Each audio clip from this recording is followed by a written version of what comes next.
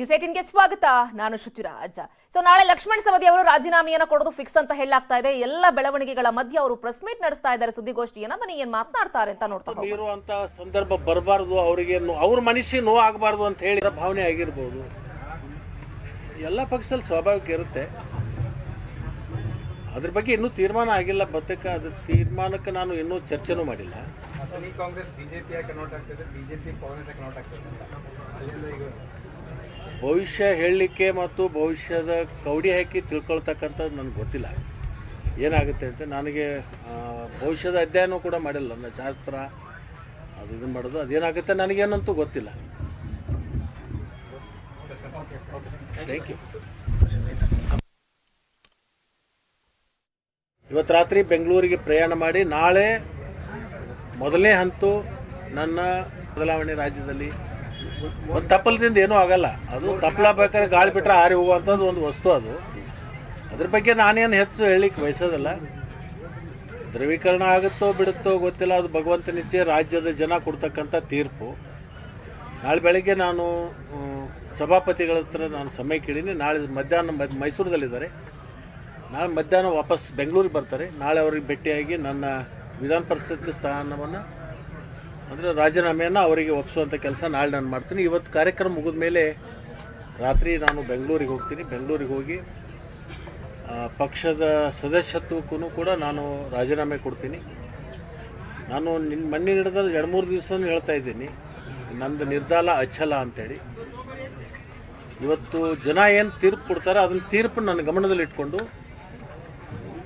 ಅದನ್ನು ಪ್ರಕಟ ಮಾಡೋಕ್ಕಿಂತ ಪೂರ್ವದಲ್ಲೇ ನಾನು ಪಕ್ಷದ ಚೌಕಟ್ಟಿನಿಂದ ಹೊರಗೆ ಬರಬೇಕಾಗತ್ತೆ.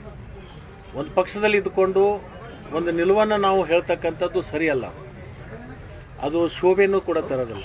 ಮೊದಲು ಫಸ್ಟು ಜನರ ತೀರ್ಮಾನವನ್ನು ನಾನು ತಿಳ್ಕೊಂಡು ಗಮನದಲ್ಲಿಟ್ಕೊಂಡು ಇವತ್ತು ರಾತ್ರಿ ಬೆಂಗಳೂರಿಗೆ ಪ್ರಯಾಣ ಮಾಡಿ ನಾಳೆ ಮೊದಲನೇ ಹಂತು ನನ್ನ ಪಕ್ಷಕ್ಕೆ, ನನ್ನ ಸದಸ್ಯತ್ವ ಸ್ಥಾನಕ್ಕೆ ರಾಜೀನಾಮೆಯನ್ನು ಕೊಡ್ತಕ್ಕಂಥದ್ದು ಒಂದು. ಅದ ತಕ್ಷಣ ಏನು ಸಭಾಪತಿಗಳು ಬೆಂಗಳೂರಿಗೆ ಬಂದ ಕೂಡಲೇ ವಿಧಾನ ಪರಿಷತ್ ಸ್ಥಾನಕ್ಕೆ ರಾಜೀನಾಮೆಯನ್ನು ಕೊಡ್ತೀನಿ. ಬದಲಾವಣೆ ರಾಜ್ಯದಲ್ಲಿ ಒಂದು ತಪ್ಪಲದಿಂದ ಏನೂ ಆಗಲ್ಲ. ಅದು ತಪ್ಪಲ ಬೇಕಾದ್ರೆ ಗಾಳಿ ಬಿಟ್ಟರೆ ಹಾರಿ ಹೋಗುವಂಥದ್ದು ಒಂದು ವಸ್ತು. ಅದು ಅದ್ರ ಬಗ್ಗೆ ನಾನೇನು ಹೆಚ್ಚು ಹೇಳಲಿಕ್ಕೆ ಬಯಸೋದಲ್ಲ. ಧ್ರುವೀಕರಣ ಆಗುತ್ತೋ ಬಿಡುತ್ತೋ ಗೊತ್ತಿಲ್ಲ, ಅದು ಭಗವಂತನಿಚ್ಛೆ, ರಾಜ್ಯದ ಜನ ಕೊಡ್ತಕ್ಕಂಥ ತೀರ್ಪು. ನಾಳೆ ಬೆಳಗ್ಗೆ ನಾನು ಸಭಾಪತಿಗಳ ಹತ್ರ ನಾನು ಸಮಯ ಕೇಳೀನಿ. ನಾಳೆ ಮಧ್ಯಾಹ್ನ ಮೈಸೂರದಲ್ಲಿದ್ದಾರೆ. ನಾಳೆ ಮಧ್ಯಾಹ್ನ ವಾಪಸ್ ಬೆಂಗಳೂರಿಗೆ ಬರ್ತಾರೆ. ನಾಳೆ ಅವ್ರಿಗೆ ಭೇಟಿಯಾಗಿ ನನ್ನ ವಿಧಾನ ಪರಿಷತ್ ಸ್ಥಾನವನ್ನು ಅಂದರೆ ರಾಜೀನಾಮೆಯನ್ನು ಅವರಿಗೆ ಒಪ್ಪಿಸುವಂಥ ಕೆಲಸ ನಾಳೆ ನಾನು ಮಾಡ್ತೀನಿ. ಇವತ್ತು ಕಾರ್ಯಕ್ರಮ ಮುಗಿದ ಮೇಲೆ ರಾತ್ರಿ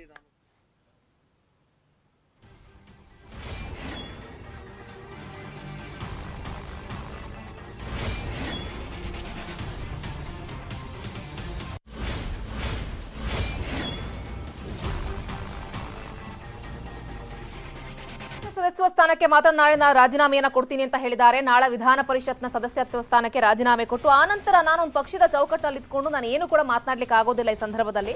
ಬಟ್ ಅದಾದ ಮೇಲೆ ನಾನು ನನ್ನ ಜನರ ತೀರ್ಮಾನವನ್ನ ತೆಗೆದುಕೊಂಡು ಆಮೇಲೆ ಏನು ಡಿಸಿಷನ್ ತೆಗೆದುಕೊಳ್ಬೇಕು, ಏನು ಮಾಡಬೇಕು ಅನ್ನೋದನ್ನ ನಾನು ಮಾಡ್ತೀನಿ. ನನ್ನ ಜನರ ಜೊತೆ ನಾನು ಮಾತನಾಡೋದು ಬಾಕಿ ಇದೆ. ನಾಳೆ ಸಭಾಪತಿ ಅವರೆಲ್ಲ ಬೇರೆ ಕಡೆ ಇದ್ದಾರೆ. ನಾಳೆ ಮಧ್ಯಾಹ್ನ ಹೋಗಿ ಅವ್ರನ್ನ ಭೇಟಿಯಾಗಿ ನನ್ನ ಸದಸ್ಯತ್ವಕ್ಕೆ ರಾಜೀನಾಮೆಯನ್ನ ಕೊಡ್ತೀನಿ. ನೋಡೋಣ. ಎಲ್ಲ ಪಕ್ಷದಲ್ಲೂ ಕೂಡ ಈ ರೀತಿಯಾಗಿ ಇರೋದು ಕಾಮನ್ ಆಗಿರುತ್ತೆ. ಬಟ್ ನನ್ನ ಜನಗಳೇನು ಹೇಳ್ತಾರೋ, ನನ್ನ ನಿರ್ಧಾರ ಏನಿರುತ್ತೋ, ಜನರ ಅಭಿಪ್ರಾಯವನ್ನ ಕ್ಷೇತ್ರದಲ್ಲಿ ಸಂಗ್ರಹ ಮಾಡಿ ಅದಾದ ಮೇಲೆ ಇವತ್ತು ಸಂಜೆ ತನಕ ಕೂಡ ನನ್ನ ಸಭೆಗಳನ್ನ ನಡೆಸ್ತೀನಿ. ನನ್ನ ಜನರ ಅಭಿಪ್ರಾಯವನ್ನ, ಯಾಕಂದ್ರೆ ನನ್ನ ಜನರು ನನ್ನ ಕೈ ಹಿಡಿಯುವಂತಹ ಸಂದರ್ಭದಲ್ಲಿ ನಾನು ಜನರ ಮಾತಿಗೆ ಬದ್ಧನಾಗಿರ್ಬೇಕಾಗುತ್ತೆ. ಯಾಕಂದ್ರೆ ಜನ ನನ್ನ ಶಿರಕ್ಷಿಯಾಗಿರ್ತಾರಲ್ಲ.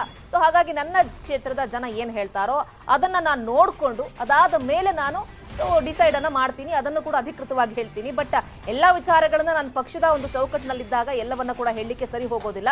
ಬಟ್ ಆ ಪಕ್ಷದ ಚೌಕಟ್ಟಿನಿಂದ ಹೊರಗಡೆ ಬಂದ ಮೇಲೆ ನನ್ನ ಸ್ವಂತವಾದಂತಹ ಹೇಳಿಕೆಯನ್ನ ಅದು ಬಹಿರಂಗವಾಗಿ ನಾನು ಏನ್ ಹೇಳಬೇಕೋ ಅದನ್ನ ಹೇಳೋ ನಿಟ್ಟಿನಲ್ಲಿ ನಾನು ಕೆಲಸವನ್ನ ಮಾಡ್ತೀನಿ, ಕಾರ್ಯನಿರತರಾಗ್ತೀನಿ ಅಂತ ಹೇಳಿದ್ದಾರೆ. ಒಟ್ಟಾರೆ ನಾಳೆ ಮಧ್ಯಾಹ್ನದ ಬಳಿಕ ರಾಜೀನಾಮೆಯನ್ನ ಸಲ್ಲಿಸ್ತೀನಿ ಅನ್ನೋದು ಲಕ್ಷ್ಮಣ್ ಸವದಿ ಅವರ ಮಾತು.